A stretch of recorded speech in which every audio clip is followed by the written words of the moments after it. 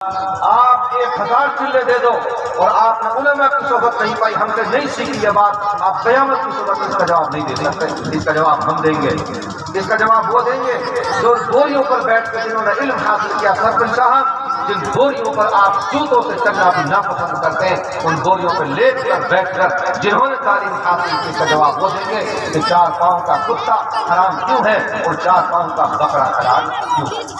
یہ تو عجیب فلسفہ ہے، اس تعلیم کی کیا ضرورت ہے؟ پہلا سوال۔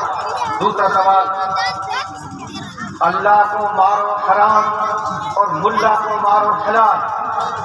جو پڈا رات کو بھینس کے ساتھ باندھو اور ڈھیرے مرم پالو، اس پڈا کا کھانا حرام۔ یا ملا مارے بسم اللہ اللہ پڑھ گئے، اس وقت اس پڈا کا کھانا حلال۔ اللہ کو مارو حرام اور ملا کو مارو حلال کیوں ہے؟ اس کا جواب کون دے گا؟ اس کا جواب وہ دے گا کہ جو مدرسوں میں پڑھا ہو، جس نے وہ دال کھائی ہو، جس دال کی بوٹیاں بھی بڑی مشکل سے ملتی ہیں، وہ بتائیں گے، وہ اس کا جواب دیں گے کہ اللہ کو مارو حرام اور ملا کو مارا حلال کیوں ہے۔ اس طرح کے ہزاروں اعتراضات جو اسلام پر کیے جاتے ہیں، میرا عزیزو، ان کا جواب کون دے گا؟ 4 مہینہ میں جا کر کے آپ پکے سچے دیندار بن جائیں گے، میں یہ بات مانتا ہوں، لیکن میں یہ نہیں مانتا کہ صرف 4 مہینے لگا دینا ہی کافی ہے۔ میں یہ بھی کہنا چاہتا ہوں کہ 4 مہینے جہاں لگا کر ہم دیندار بنیں گے، وہاں ہم مدرسوں میں پڑھ کر کے حافظ اور عالم بھی بنیں گے، تو اسلام پر ہونے والے اعتراضات کا ہم جواب دیں گے، قرآن حدیث کے اصول ہم جواب دیں گے۔ تو میرے عزیزو، دنیا کی تعلیم کا فائدہ صرف اور صرف دنیا تک۔ اللہ کے نبی علیہ السلام ارشاد فرماتے ہیں، جب انسان مر جاتا ہے 3 چیز چھوڑتا ہے، 3 چیز چھوڑتا ہے۔ میں مروں، آپ مروں، کوئی اور مر جائے اور مریں گے۔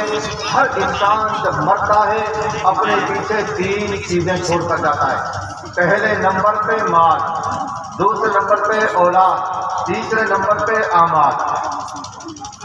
2 چیزیں قبر تک جاتی ہیں، قبر سے واپس، اور 1 چیز اس کے ساتھ جاتی ہے، یعنی اس کے اعمال چاہے اچھے ہوں چاہے برے۔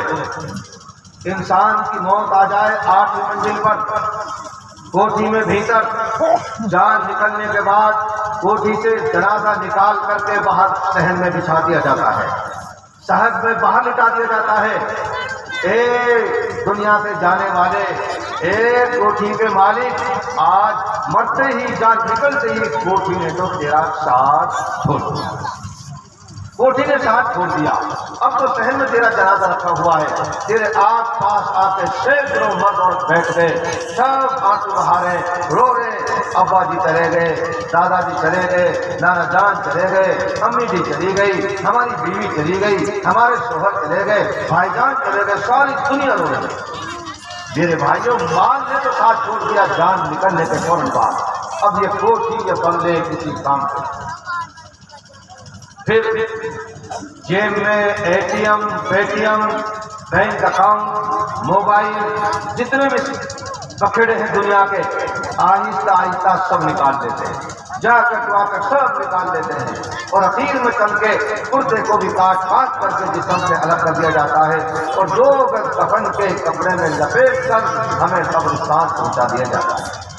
میرے عزیزو بھائیوں، یہ ہے دنیا کی زندگی۔